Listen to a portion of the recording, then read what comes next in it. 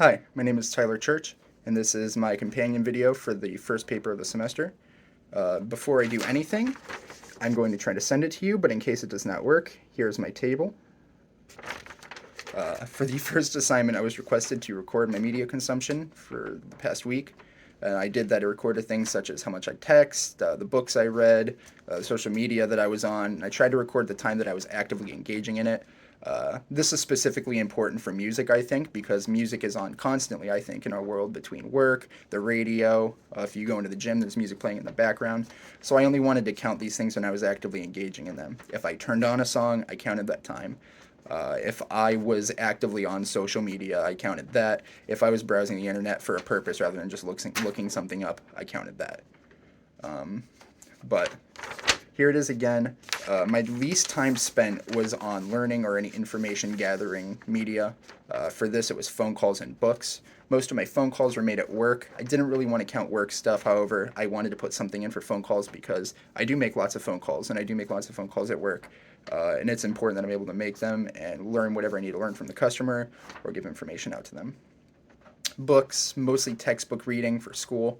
I had to pick out a book to read for another class, so this is going to be up in a week. But I don't typically do lots of reading on my free time. I'm not against it. I just like doing the other ones more.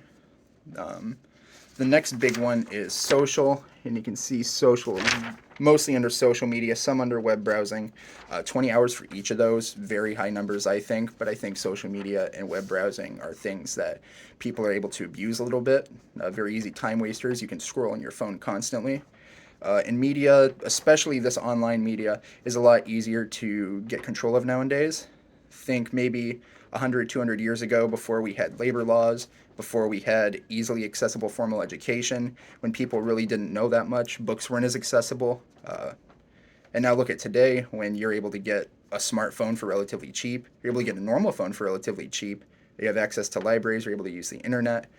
I'm not surprised that these are so high, and I won't be surprised if they're high for other people. And then my biggest, which I assume will also be many other people's biggest, was entertainment. Most of mine came from music. I kind of want to count web browsing because that's what I use it for.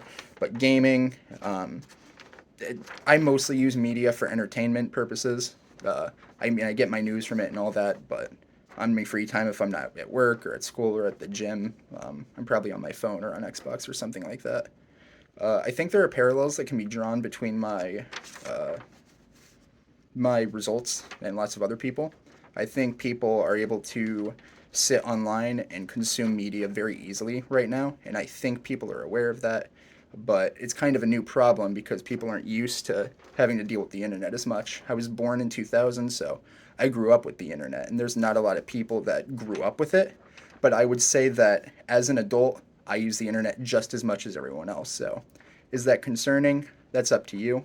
But thank you for watching my video, and have a great rest of your day.